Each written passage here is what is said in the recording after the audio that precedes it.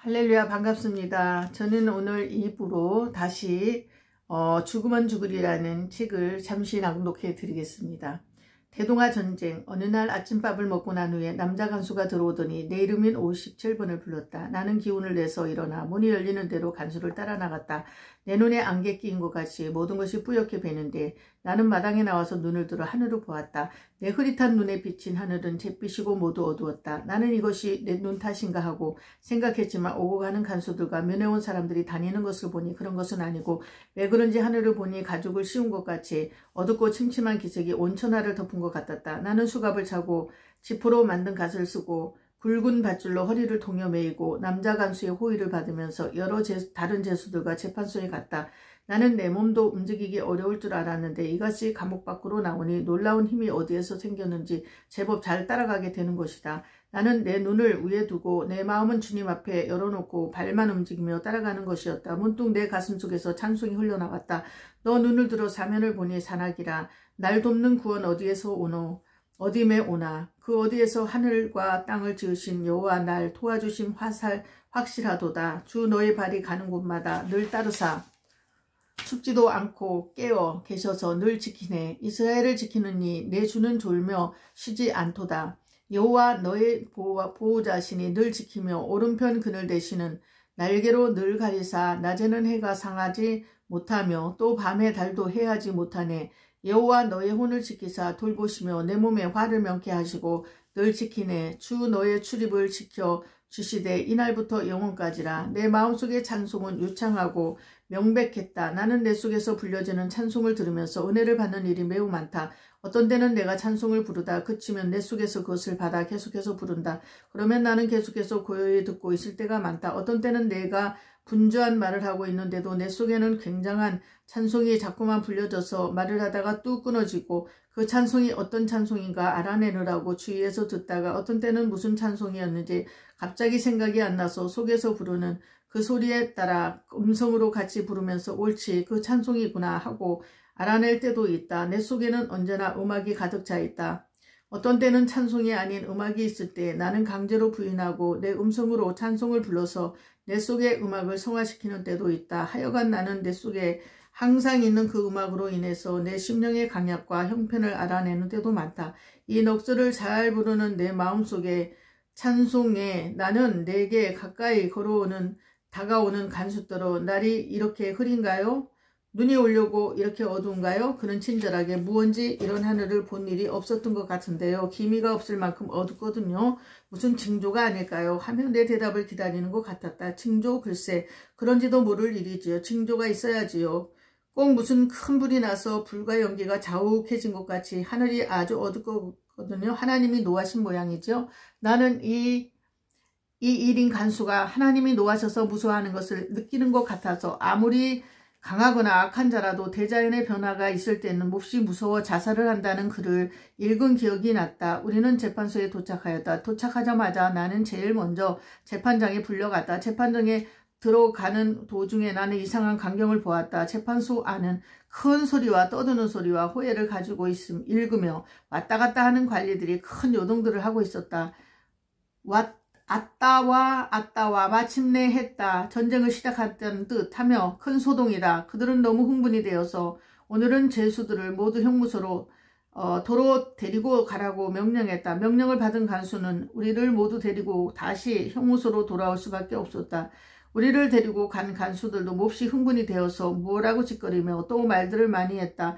귀도 희미해서 잘 들리지 않고 눈도 희미해서 잘 보이지 않는 나는 아무런 흥분된 일도 없이 잘 떠드는구나 하고 형무소로 돌아왔다. 나는 의뢰의 그들이 어디서 폭격하고 좋아서 그러는가 했는데 알고 보니 일본 군인이 진주만을 폭격해서 미해군을 전멸시켰다는 것이다. 옛날부터 큰 코 다치지 말라 미국인 해치지 말라 한 말을 기억하고 이 좋아할 만한 일본인이 그 거대한 민족에게 달려붙어서 무엇을 하려는가 하고 웃음이 나왔다.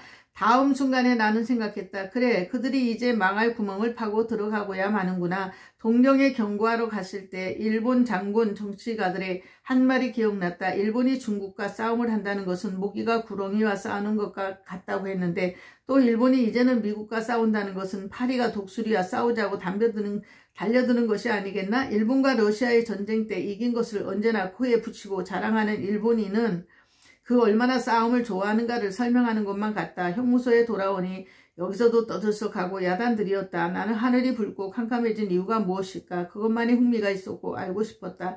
하늘이 붉고 캄캄한 일이 있었다는 말은 들어본 일이 없었고 성경에 보면 애굽의 10가지 재앙이 하나가 애굽인이 사는 데에는 어둡고 캄캄했고 이스라엘이 있는 고센 땅은 밝았다고 했다. 예수님이 십자가에 달리셨을 때 온 세상은 깜깜했다. 그러나 이 어두운 것은 그러한 어두운 것은 아니었지만 모두 그렇게 이상한 어둠이라고 했다. 어둡고 깜깜한 마음을 가진 자들이 세력이 부리는 이 사회는 이런 일이 나지 않아도 모두 일본이 멸망할 것을 바라고 기다린 만큼 이러한 초자연적인 변화가 있을 때에 모두 더 희망을 가지고 그 무엇을 기대하는 것이었다. 큰 밥과 고깃국. 봄이 되면 배는 더 고팠다. 더욱이 눈이 흐리고 모든 것이 안개같이 뿌옇고 흐릿한 것이 눈을 뜨고 있는 것보다 감고 있으면 더 편했다. 눈을 감으면 생각은 언제나 집으로 돌아간다. 그 옛날 어렸을 때에 어머니 집에서는 봄철이 되면 배를 보내서 조기를 배째로 사다가 그것을 강가에서 모두 가느라고 말려서 달구지에 싣고 집에 들어와서 곡간에 채워두고 1년 동안 식량으로 할 때 꾸들꾸들 잘 마른 큰 조기를 숯불에 구워서는 알벤 조기는 할아버지와 할머니께 드리고 아버지와 삼촌들은 다음이고 여자들과 사환들이 그 다음을 먹고 그 나머지는 거지에게 주었던 생각이 났다. 또 어떤 때는 뱀장어, 메기 생선을 한 지게씩 사서 치러다가 바깥 큰 솥에 씻어 넣고 파를 한 지게나 대어 실어다가 사환들이 씻어서 끓여가지고 동리 사람들을 모두 불러서 큰 마당에서 둘러앉아 나누어 먹으며 즐겼으나 나는 일제 생선 냄새도 싫고 구역질이 나서 가난한 집인 백신에 가서 조밥을 얻어먹고 싶어서 그 집에 가면 먹으라는 말 한마디 없이 자기네들끼리만 다 먹어치울 때는 그처럼 섭섭하던 생각도 났다. 또 곳간에 밤을 가지러 들어가면 기둥에 큰 못에 매달려 있는 소가리와 갈비들을 보고 어찌나 진저리가 나던지 고기는 일체 먹지 않고 찬으로 무동심이만 먹던 생각도 제 어제 일 같다. 밥을 너무 많이 짓기 때문에 누른밥이 모여서 광주리로 쌓이던 그 누른밥은 이제 내 눈앞에 갖다 놓으면 12광주리를 먹어도 배가 부를 것 같지 않았다. 12번이 먹던 그 검은 강엿, 내 할머니께서 항상 버주기에 한 버주기씩 뚝뚝 떼어서 오고 가는 사람들에게 주면서 자신도 종일 잡수시던 그 엿, 그렇게도 먹기 싫던 그 엿이 오늘날 이 자리에 한 버주가 있으면 버주기가 비도록 먹어도 싫지 않을 것 같았다. 동짓달이 되면 집집마다 팥죽을 쓰고 그 팥죽 속에 찹쌀 경단을 동글동글하게 빚어놓고 또 어떤 집에서는 강냉이 묵이나 메밀로 묵을 만들어 죽 속에 넣기도 하고 잘 만들어 동짓달 새벽이 되면 대문이 활짝 열어두어 우리 집 죽은 퍼서 사방으로 나누어주고 다른 집에서는 자기네들이 쏜 팥죽을 가져오고 해서 우리 집은 웅성웅성 북적북적 야단 법석이었다. 그리고 동짓날은 종일 팥죽, 녹두죽, 콩죽, 메밀죽 등을 먹으며 즐기던 생각도 눈에 보여진다. 또 명절이 되면 1년에도 거의 매달 한 번씩 집에서는 떡을 치고 돼지를 잡고 소다리를 삶고 계란을 부치고 지짐이를 지지며 약식, 별식, 각색, 채소 나물 등을 밤을 새워가면서 명절 준비를 하고 명절에 남은 떡을 말려가지고 사람들이 불에 구워서 맛있게 먹던 광경도 잊혀지지 않았다.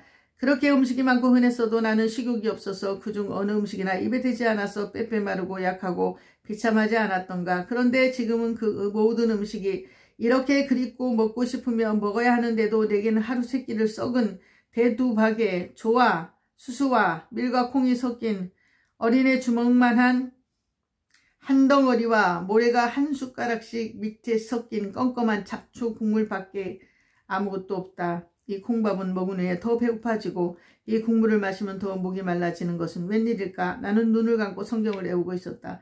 나는 아침과 낮과 저녁에 우리 감방 수인에게 성경 이야기를 해주는 것이 습관이 되어왔다. 그러던 어느 날 나는 이스라엘 백성이 애굽에서 나오던 이야기를 하고 있었다. 이 이야기는 내가 감옥에 들어와서 벌써 여러 번 되풀이해온 이야기였다. 그날 나는 눈을 감고 이 이야기를 하면서 광야에 와서 만나와 메추라기를 먹은 이야기를 하는 것이었다. 문득 내 가슴에 부딪히는 무엇이 있었다. 나는 다시 조용히 이야기를 했다.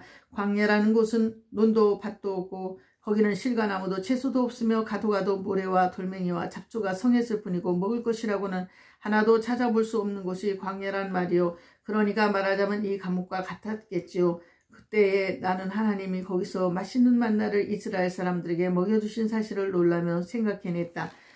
나는 가슴에 무엇이 꽝 하고 부딪혔다. 그때 한 재수가 그러면 이 광야 같은 감옥에 있는 선생님은 만나를 먹을 수 있는가요? 나는 가슴이 설렜다. 그러나 그 다음 순간 나는 비상한 용기를 얻었다. 여러분은 어떻게 생각하세요? 하나님이 우리와 같은 이 감옥살이하는, 즉 광야와 같은 이 감옥에 있는 우리에게도 만나와 메추라기를 좋게 먹여주실 수 있다고 생각하세요? 그들은 별로 깊이 생각도 없이 우선 먹고 싶은 정과 또 내 믿음을 의지하는 것이 있기 때문인지, 그러면요, 정말 우리 하나님이 지금 선생님 말씀하시는 그 같은 하나님이시면 왜 못하시려고요? 누군가 이렇게 대접을 하자 다들 그렇다고 끄떡끄떡하며 긍정했다. 나도 그렇다고 고개를 깊이 끄덕이면서 그렇지요. 그럴 수밖에 없지요.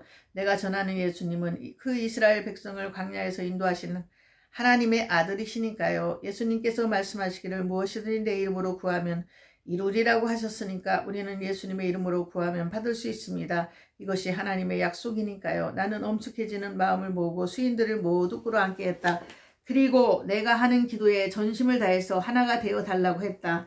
나는 엄숙해지며 심각해진 마음을 터뜨려 열고 하나님 앞에 의논했던 것이다. 하나님, 이스라엘 애굽에서 인도내어 오신 하나님, 바로와 그 군대의 손에서 홍해를 육지처럼 만들어서 건너가게 하시고 그의 강한 원수들을 홍해에 장사해 버리시고 이스라엘 광야에 인도하셨습니다. 거기서 당신은 그들에게 먹을 것이 없는 것을 아시고 만나를 주셔서 먹게 하셨습니다. 진미가 필요할 때는 메추라기를 주셔서 배가 부르도록 먹이셨습니다. 그런데 우리는 광야보다 더한 이 감옥 속에서 먹을 것이 부족하고 배가 고프고 추리고 목말라서 사는 것보다 죽는 것을 얼마나 사모하고 기다리고 있는지 주님은 아실 것입니다. 주여, 주는 그때 하나님 아니십니까?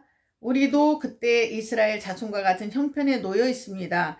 이 일본인은 죄도 없는 우리를 가두어 놓고 먹이지도 않고 마시우지도 않으며 춥고 떨어도 몸을 녹여주지도 않습니다. 애굽의 바로가 이스라엘을 학대한 것 같이 이 일본인은 우리를 까닭없이 미워하고 학대합니다. 배가 고픕니다. 하나님, 우리는 모두 배가 고프고 줄여서 더 살아갈 희망이 없습니다. 우리에게도 만나를 주시지 아니하시려니까 우리는 만나를 땅에서 거둘 수 없습니다. 그러니까 좀 더 큰 밥덩어리와 고깃국을 먹여 주소서.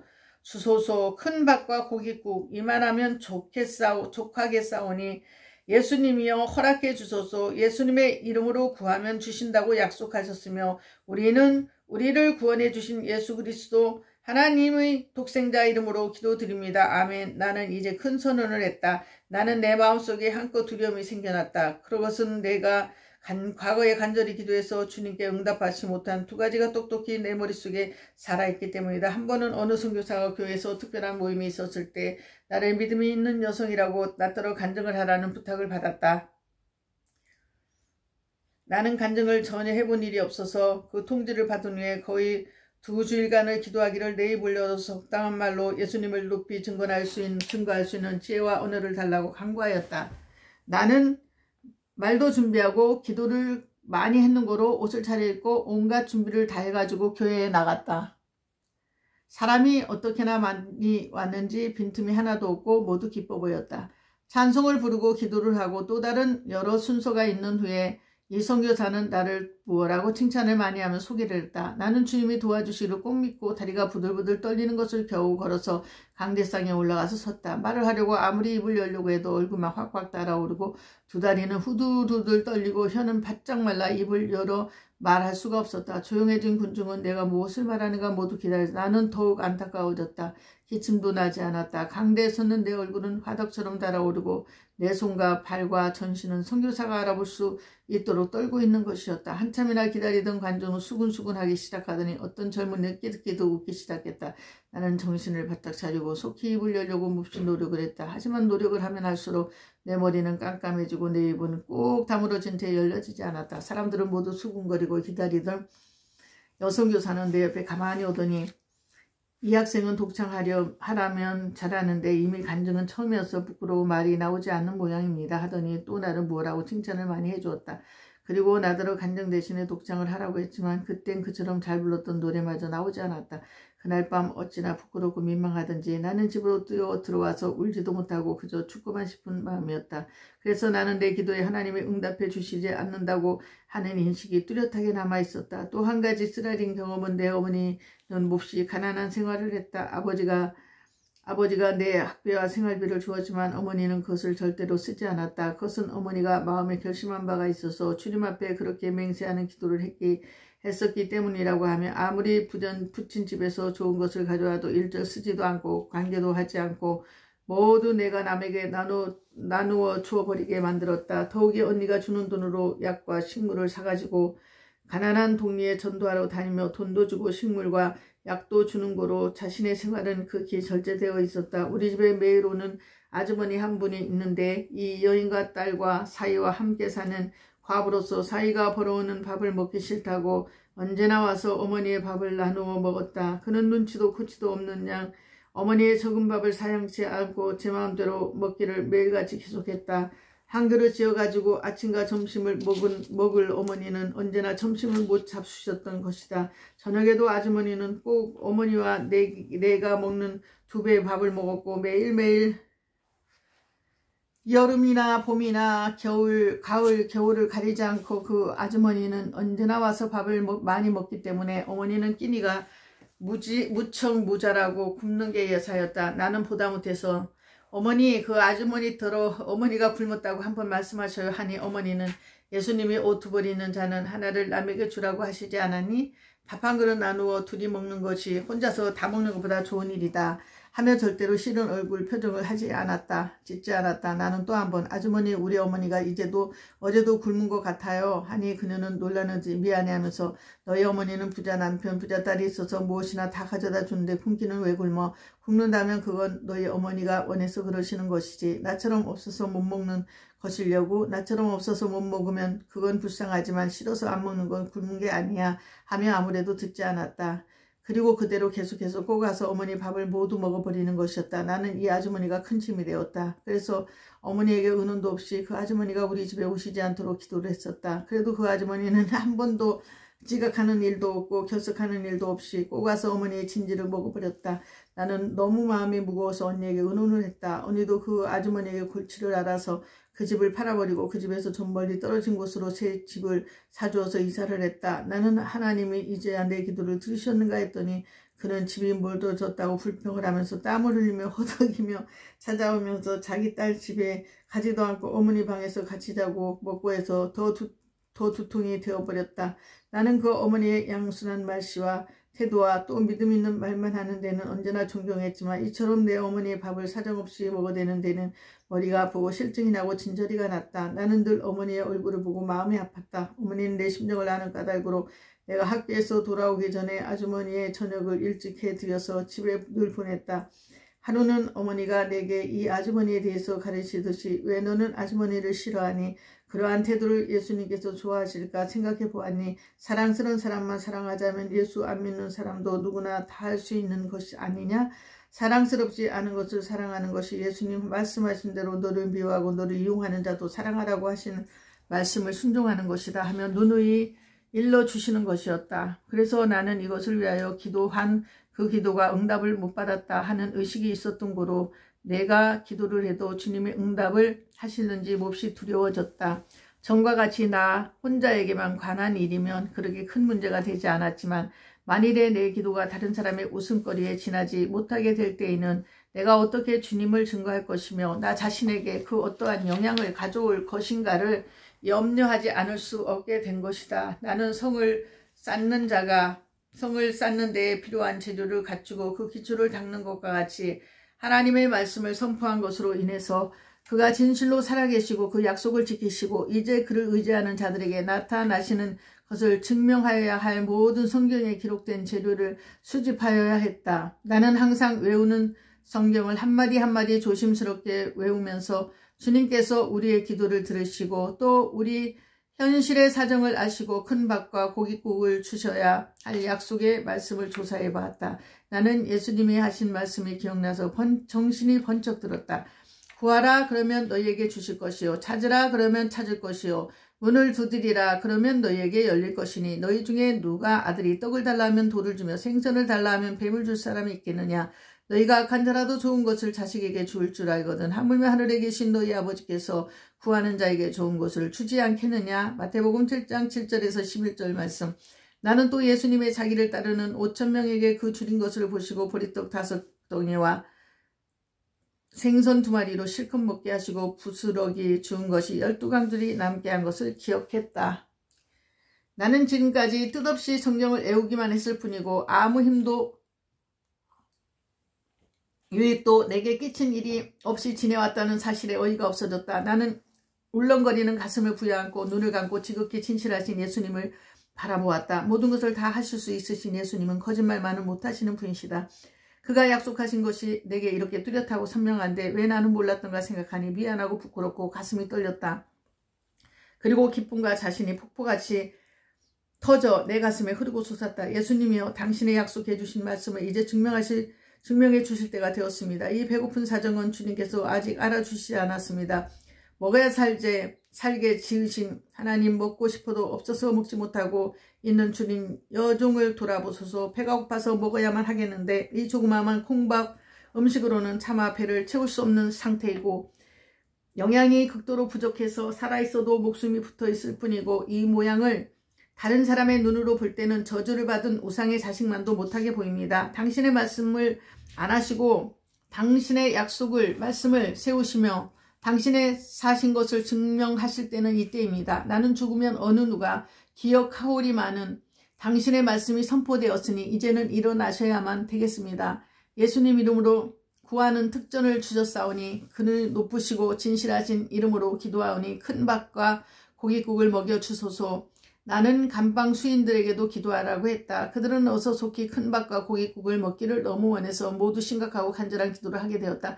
나는 눈을 감고 속으로 또 어떤 때는 소리를 내어서 성경을 외우며 성경에 약속하신 것을 선포하면서 기도하였다. 아무리 기도를 해도 부족해서 그런지 들어오는 밥을 받아보면 변함없는 그대로의 조그마한 콩밥이었다. 나는 내 기도가 부족한가 해서 그 다음에는 자꾸만 계속해서 주님께서 가르치신 기도를 했다.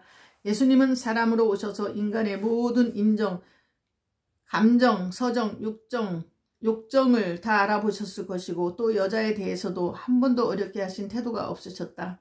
막달라 마리아같이 귀신이 들리고 더럽고 낮고 천하였어도 예수님은 그렇게도 그에게 친절하셨고 또 사마리아 여인과 같이 자기 남편이 5이나 있는데도 불구하고 다른 남자와 동서하는 여인인 불결한 계집에게도 영생의 말씀을 전하셔서 생수가 솟는 생명의 진리를 주셨던 것이다. 죽은 야이로의 딸도 일으키시고 마리아의 오빠 나사로는 죽어서 썩은 냄새가 나서도 마르다와 마리아의 우는 것을 보시고 같이 우시며 죽은 자를 다시 돌아오게 하셨다. 주님은 나를 여인으로 대접하실 것이고 나를 요한, 번연이나 바울이나 신라같이 대하시지 아니할 것을 나는 믿었다. 예수님, 저는 남자가 아니에요. 나약한 여자입니다. 저는 여자인 고로 남자의 12분의 1밖에 되지 않아요. 저를 큰 용사나 큰 제자와 같이 보지 마시고 어리고 약하고 힘이 없어 허우적거리는 계집 중인 것으로 기억해 주십시오.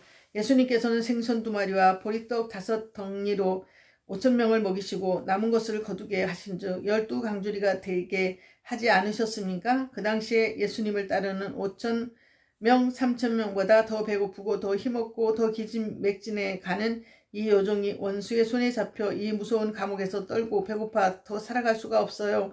나는 이때까지 늘 죽기를 원해 왔었다. 밤이 되면 간절한 심정으로 다시 내일 아침이 내게 얻게 해달라고 간구했고 아침이 되면 다시 새날이 내게 얻고 이 밤으로 내 생명은 이 땅에서 끝을 맺게 해달라고 진실로 구해왔었다. 그러나 내가 책임을 지고 하나님의 약속을 선언하고 선포한 이상 나는 이대로 죽어져 없어질 수 없는 책임감에 떨었다. 나는 하나님의 약속이 즉 우리들의 기도가 응답이 되어서 주님께서 약속하신 것이 거짓말이나 지어낸 말이 아니고 정말로 역사하시고 살아있는 약속인 것이 증명되는 것을 볼 때까지 살아있어야 하지 않을까 할 때 한편 사는 것이 무서우면서도 기가 막히게 멋있는 것 같았다.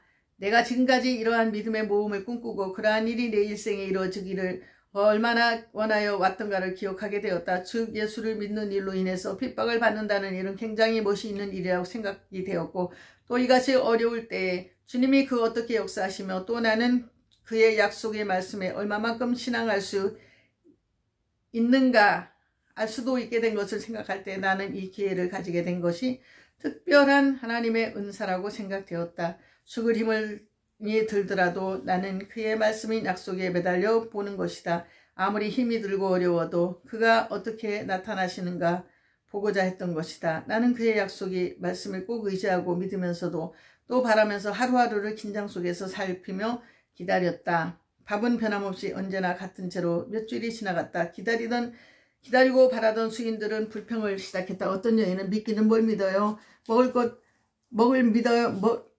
떡을 믿어요? 떡을 믿으면 떡이나 믿지. 떡이나 먹지 하며 코웃음으로 대했다. 또 다른 수인들도 앞만 보아도 조그만 밥은 큰 밥이 되지 않는구만. 어디 국이나 맡아보자 하면서 코로 국 냄새를 맡아보더니 고기 냄새는커녕 발구리 냄새 같은 것밖에 다른 냄새가 없는데 하며 빈정거린다. 나는 그들의 태도에 두 눈을 감고 가만히 있기만 했다. 이때 나는 눈이 나빠져서 눈을 감고 있다는 사실에 비로소 감사했다.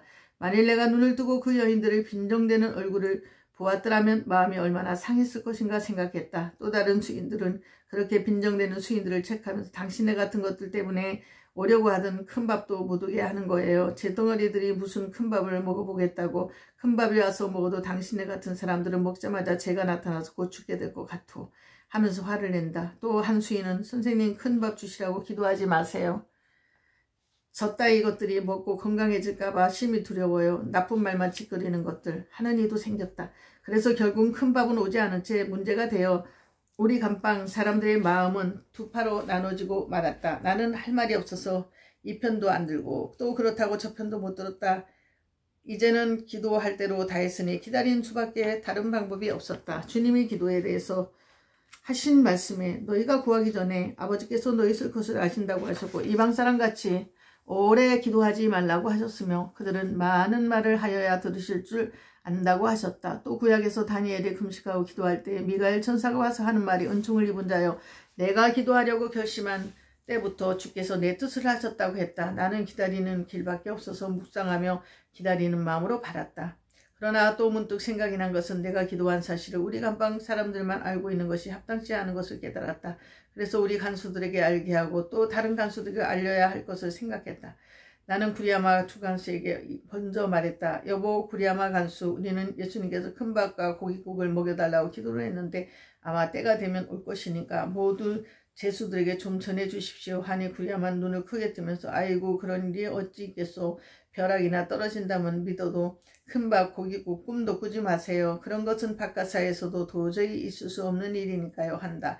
이튿날 주간수에게 똑같은 말을 하니 주간수는 여보 당신은 세상을 모르는군요. 도지사도 요즘엔 밀밥에 보리죽을 먹는다는데 감옥의 죄수들이 무엇이 그리 중요해서 큰 밥을 먹이며 고깃국을 먹이겠소. 농담도 작작하세요. 나는 그들이 무엇라고 하든지 내가 할 말을 전할 수밖에 없었다. 글쎄 믿고 안 믿고는 당신 마음에 달린 것이고 우리는 큰 밥과 고깃국을 먹게 해달라고 기도하고 기다리는 줄만 아시란 말이요 하고 나는 구멍문과 그 위에 창문을 열어 닫히고 공장에서 일하고 뛰어들어오는 기결수들에게 모조리 큰 소리 여보 당신은 큰 밥과 고깃국을 먹고 싶지요. 이제 큰 밥과 고깃국이 들어와서 먹을 테니 그때는 놀라지 말고 예수를 믿는 내가 기도했다는 사실을 잊지 마시오 하며 똑같은 말을 자꾸만 계속했다. 주간수와 구리아마 간수는 어이가 없고 하도 기가 막혀서 도리어 나를 불쌍히 여기는 표정을 지면서 얼마나 배가 고프면 그렇게 되었는가요 하고 애처로워했다. 나는 이날 밤 그들의 말을 빌려가지고 다시 기도했다. 주님 나를 지키는 간수들도 내게 친구가 되어서 내가 배고픈 것을 볼 수 없어 불쌍히 보고 있습니다. 그렇지만 그들에게는 나를 먹여줄 능력도 방법도 없어서 그저 불쌍히 여길 뿐이지 아무런 실시가 되어지지 못합니다. 그러나 주님은 할 수 있어요. 아버지여 당신은 무에서 유를 창조하신 하나님이십니다. 광야에서 만나를 지으신 손으로 그 마음 그 사랑으로 이제 이 감옥에서 큰 밥과 고깃국을 먹이실 수 있는 하나님이십니다. 내가 금식한 후에 50개의 사과를 당신께서 먹여주심은 결코 우연히 되어진 일이 아니고 주께서 저뿐만 아니라 나와 같이 있는 이 모든 수인들에게 다 똑같이 큰 밥과 고깃국을 먹일 수 있는 하나님이시라는 것을 잘 알고 있습니다. 저를 먹여서 살리시든가 또는 저의 기도를 들으시고 먹이시어 저를 증명해 주시라는 것이 아니라 우리가 배고프고 필요하니 이때에 당신께서 약속하신 언약을 지키시어 이 수인들과 간수들에게 먹이시고 주께서 이제도 살아계셔서 그 믿는 자들을 구하고 전도하는 바가 참이라는 것을 증명해 주시기를 바란다는 것입니다. 오늘은 여기까지 하겠습니다. 오늘 하루도 좋은 하루 되세요. 감사드립니다.